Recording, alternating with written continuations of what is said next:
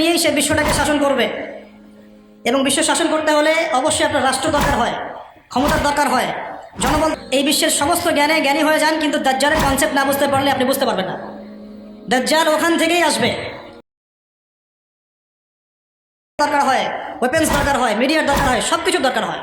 যদি ওই যুগে এগুলো থাকে তাহলে তারা অলরেডি মাঠ রেডি করে ফেলেছে।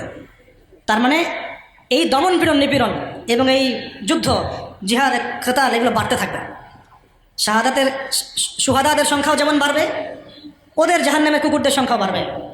আবার ওদের অত্যাচারও যেমন বাড়বে, প্রতিরোধও বাড়বে। হাদিস এসেছে আমার উম্মতের একটা তয়ফা শেষ পর্যন্ত দাজ্জালের সাথেও যুদ্ধ করতে থাকবে। সাহাবীরা প্রশ্ন করেছিলেন তারা কোন অঞ্চলে যুদ্ধ করবে। নবীজি বলেছিলেন তারা যুদ্ধ করবে জেরুজালেম এবং তার আশপাশ। জেরুজালেম এবং তার আশপাশ। আরও এসেছে খোরাসান থেকে আরেকটা বাহিনী তাদের সাথে যোগ দিবে। নবীজি বলেছেন পৃথিবীর কোনো সেনাবাহিনী এই সেনাবাহিনীকে পরাজিত করতে পারবে না, এমনকি তারা বাইতুল মুকাদ্দাস আবার জয় করবে। এই পর্যন্ত যাবে। তার মানে সামনে এই কনফ্লিক্টগুলো আসতেছে, আমাদের দৃষ্টিটা ওইদিকে রাখতে হবে, আমাদের মূল জায়গাটাতে। আপনাকে বলে রাখি, শেষ জামানার সবচেয়ে ইম্পর্টেন্ট জায়গা প্যালেস্টাইন। শেষ জামানার সবচেয়ে ইম্পর্টেন্ট ক্যারেক্টার ঈসা আলাইহিস সালাম, ইমামুল মাহদী, আর শয়তানের পক্ষে হচ্ছে মাসিহুদ দাজ্জাল। এবং এই জিউসদের দিকে সবসময় চোখ রাখতে হবে, কারণ এরাই তারা যারা মাসিহুদ দাজ্জালকে ফলো করে বিশ্ব শাসন করবে। তারপরে আল্লাহ রাসূল সাল্লাল্লাহু আলাইহি ওয়াসাল্লাম বলেছেন আল মাহদীর আগমনের পর এমন একটা ব্যাটল হবে, ওদের সাথে যুদ্ধ হবে, যে নবীজি বলেছেন গাছ পাথর পর্যন্ত কথা বলা শুরু করবে। ইয়া মুসলিমিন ওয়ারা ইলিয়াহু তাআল ফাকতুলহু, আমার পিছনে একজন ইহুদি লুকিয়ে আছে, আসো হত্যা করা যাও। গাছ পাথর পর্যন্ত এই জুলুমগুলো দেখতে দেখতে অতিষ্ঠ হয়ে যাবে, দেখবে ওরাও কথা বলা শুরু করবে ইনশাআল্লাহ। নবীজি বলেছেন মানে এটা বলেছেন হবেই। নবীজি বলেছেন মানে এটা হবেই। কোন নবী বলেছেন? যিনি বনু কাইনুকাকে বের করেছেন, যিনি বনু নাজিরকে বের করেছেন, যিনি বনু কুরাইজার সাথে যুদ্ধ করেছেন, ওই নবী বলেছেন। ওই নবী সাল্লাল্লাহু আলাইহি ওয়াসাল্লাম ইন্তেকালের কয়েকদিন আগে বলে গিয়েছিলেন, এটা জানি না আরব নেতাদেরকে কে বোঝাবে, কে শোনাবে, যে আমার ইন্তেকালের পরে জাজিরাতুল আরব থেকে এই জিউসদেরকে বের করে দিও, তোমরা বের করে দিও। কে বলেছেন? এটা আমি বানিয়ে বললাম? এটা ওমর রাদিয়াল্লাহু আনহু করেন নাই? করেছেন। এটাই সামনের ভবিষ্যৎ। আর ইমামুল মাহদীর সাথে যোগ দিবেন ঈসা ইবনে মারইয়াম।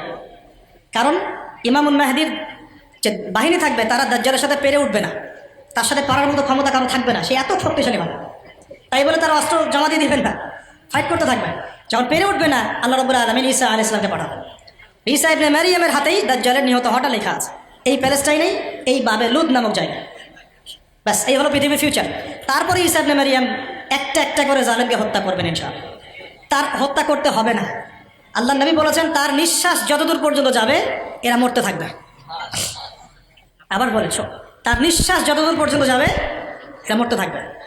সর্বশেষ দাজ্জালকে খুঁজতে খুঁজতে খুঁজতে তিনি এই প্যালেস্টাইনের বাবে লুদ নামক জায়গায় পাবেন, সেখানে হত্যা করা হবে।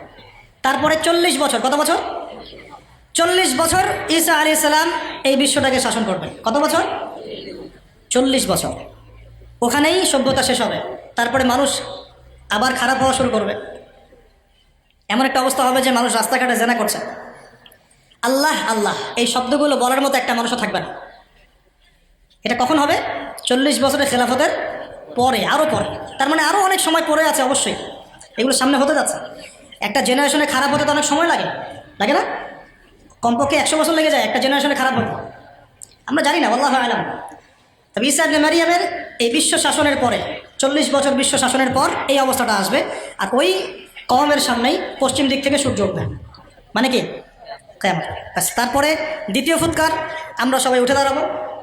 তারপরে কি? ফামান ইয়া'মাল মিসকালা যাররাতিন খায়রান ইয়ারা ওয়া মান ইয়া'মাল মিসকালা যাররাতিন শাররান ইয়ারা। ব্যাস, এই হলো আমাদের ডেস্টিনেশন গন্তব্য। তো এখন আমাকে বলেন, আপনারাই বলেন, এখন তাহলে আমাদেরকে কোন কোন জায়গাগুলোতে বেশি ফোকাস করা দরকার?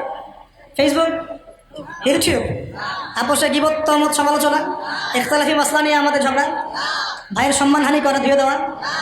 ধুয়ে দিলেন টাইটেলও মাশাআল্লাহ, মানে হচ্ছে ওয়াশিং মেশিন। হ্যাঁ, আমরা কোনো কোনো জায়গায় দেখি ভিডিও সামলাইন দিয়েছে অগ্নি ঝরা বক্তব্য। কি আগুন ঝরা দিয়ে আসলাম? হ্যাঁ, সকালে মানুষ ভুলে গেছে। কেন এইসব করতে চান? ইখলাস ঠিক রাখেন, আন্তরিকতা ঠিক রাখেন, নিয়ত বিশুদ্ধ রাখেন, ওলামায়ে কেরামদের সোহবতে থাকেন, ইনশাআল্লাহ ভালো কিছু হবে ইনশাআল্লাহ। উম্মার ভবিষ্যৎ সামনে ভালো। এখন যা দেখছেন এটা থাকবে না ইনশাআল্লাহ।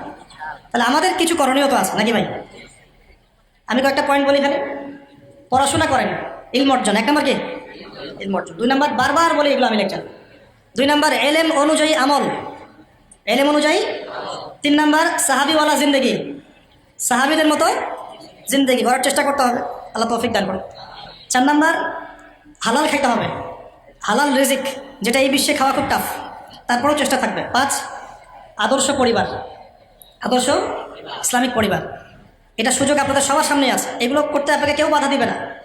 6 নম্বর আমর বিল মারুফ, সৎ কাজে আদেশ। 7 নাহি আনিল মুনকার, অসৎ কাজে নিষেধ। 8 নম্বর আমরা বিভক্তি বাড়াবো না, ঐক্যবদ্ধ করতে পারি না পারি উম্মার মধ্যে বিভক্তি বাড়াবো না।